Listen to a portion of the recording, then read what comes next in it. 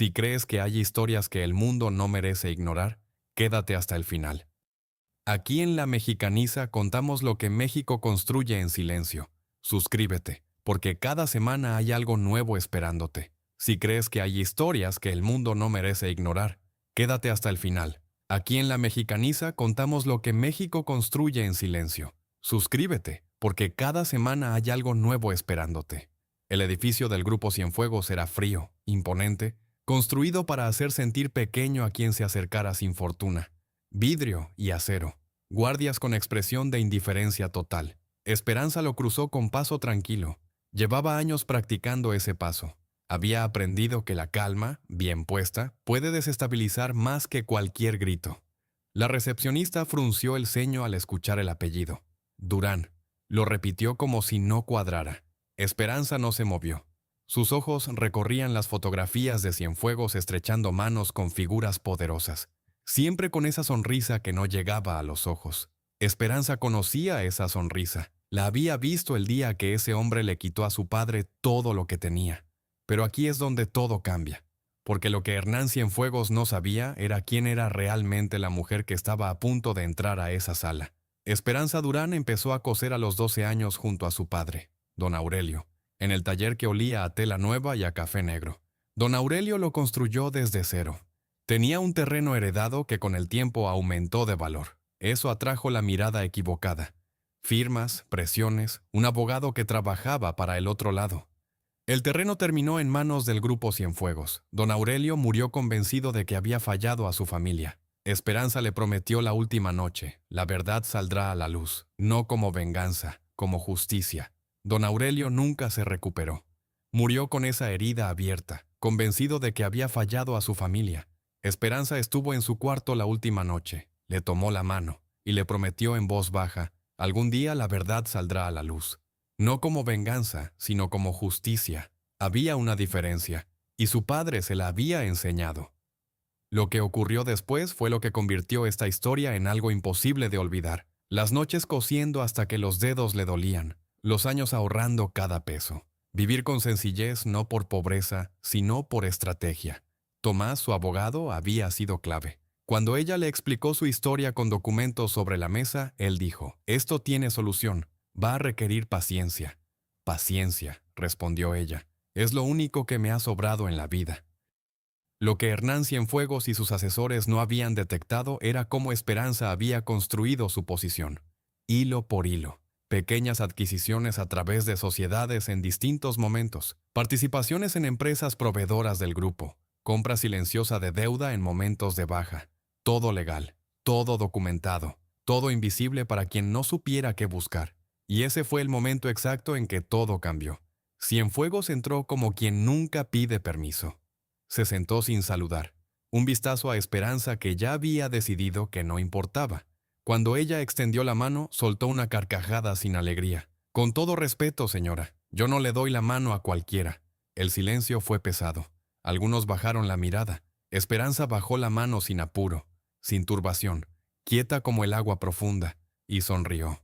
Está bien, no hay ningún problema. Las mujeres como yo, dijo Esperanza con voz que no tenía filo pero que cortaba igual, llegamos exactamente a donde decidimos llegar. Lo que pasa es que nadie nos estaba mirando mientras caminábamos, pero todavía faltaba lo más importante.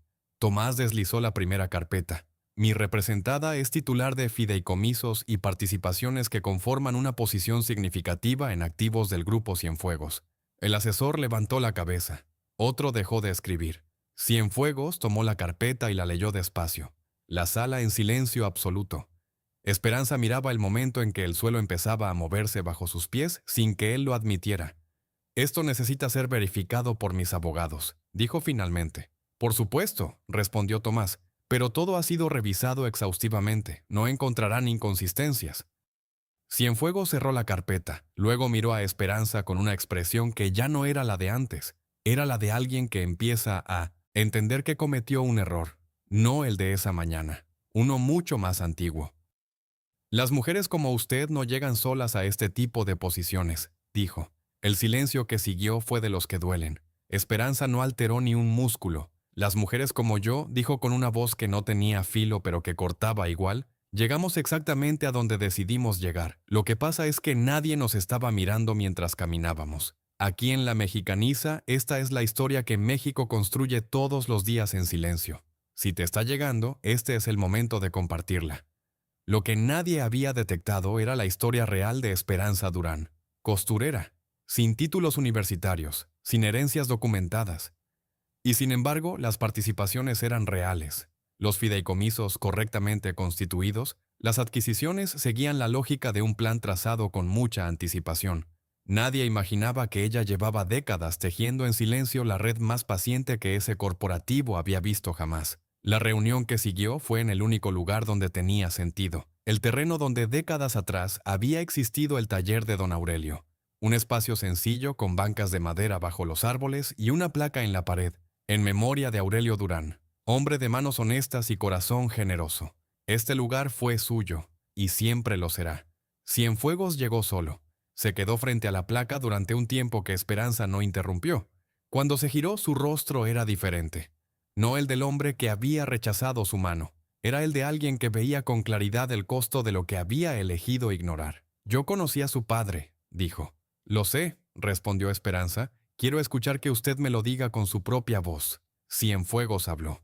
Tenía poco más de 20 años cuando llegó al barrio sin nada. Un día entró al taller a preguntar por trabajo. Aurelio le dio trabajo semanas porque vio a un muchacho sin rumbo. Le daba de comer, le prestó dinero cuando enfermó. Su padre fue el primer hombre que me trató con dignidad cuando yo no tenía nada. Después los años pasaron. Empecé a crecer. Y tomaba decisiones pensando solo en los números. Y ese terreno era de mi padre, interrumpió Esperanza, con una firmeza que no era agresiva, sino absolutamente clara. Y usted sabía que era de él, cuando lo tomó. Cienfuegos no respondió de inmediato. Sabía que había una familia detrás. No permití que mi mente pusiera un rostro a esa familia. Era más fácil así. Mi padre murió creyendo que había fallado a su familia, dijo Esperanza. Murió sin poder defenderse. Yo estuve con él la última noche prometiéndole que la verdad saldría, no como venganza, como justicia. En los ojos de Cienfuegos había algo que ella no esperaba. No la defensiva del acorralado, sino algo que se parecía al alivio de quien ha cargado demasiado tiempo, algo que finalmente puede poner sobre la mesa. Esperanza sacó una carpeta con 8 historias de familias sin recursos para pelear. «Quiero 3 cosas», dijo.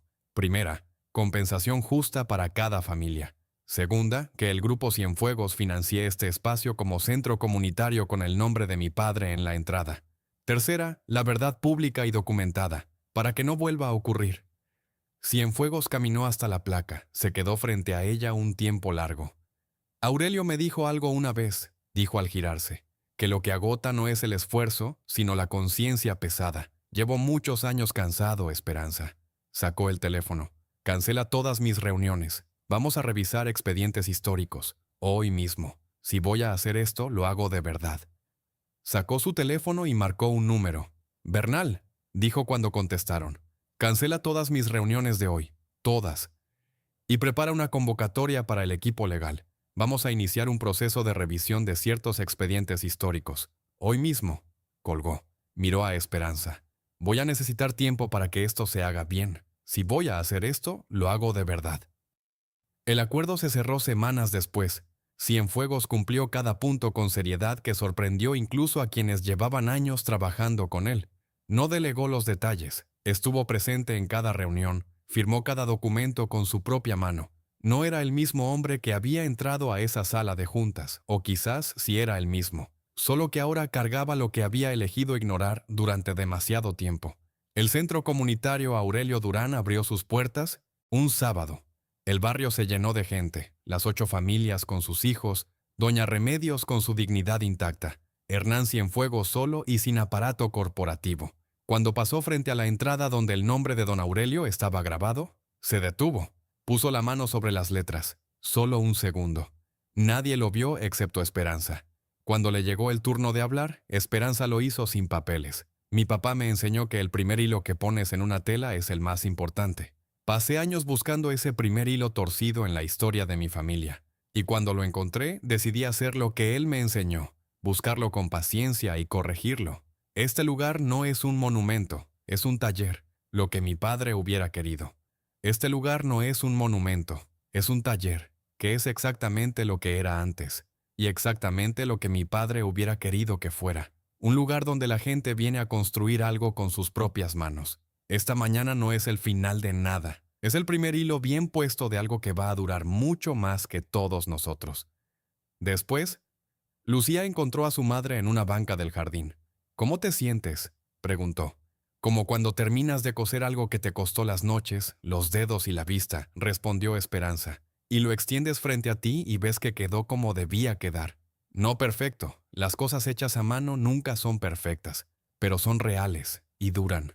Papá nunca va a saber que esto pasó, dijo Esperanza, pero lo sabe de la única manera en que los que se van pueden saber las cosas. Lucía apretó su mano. Él sabe, mamá. Esperanza cerró los ojos, sintió el sol, el olor a café y a tela nueva, el olor de su infancia, el olor del taller de su padre, lo que había querido preservar, y que, contra todo, había logrado preservar. ¿Sabes qué aprendí de todo esto?, preguntó Esperanza. ¿Qué, mamá? Que la justicia no siempre llega cuando la necesitas. A veces llega cuando estás lista para recibirla. Una pausa, y que el amor que te dan cuando eres niña es el hilo más fuerte que existe, el que no se rompe aunque lo jales, el que aguanta todo el peso de lo que construyes encima. ¿Sabes qué aprendí de todo esto?, preguntó Esperanza. Que la justicia no siempre llega cuando la necesitas, a veces llega cuando estás lista para recibirla, y que el amor que te dan cuando eres niña es el hilo más fuerte, el que aguanta todo el peso de lo que construyes encima. Eso lo aprendí de él, y espero habértelo pasado a ti. Me lo pasaste, respondió Lucía sin dudarlo. Si esta historia te tocó el alma, compártela. México tiene mujeres como Esperanza en cada colonia, en cada pueblo, en cada taller que trabaja en silencio. Suscríbete a La Mexicaniza para seguir descubriendo el verdadero México, el que resiste, el que construye, el que nunca se rinde.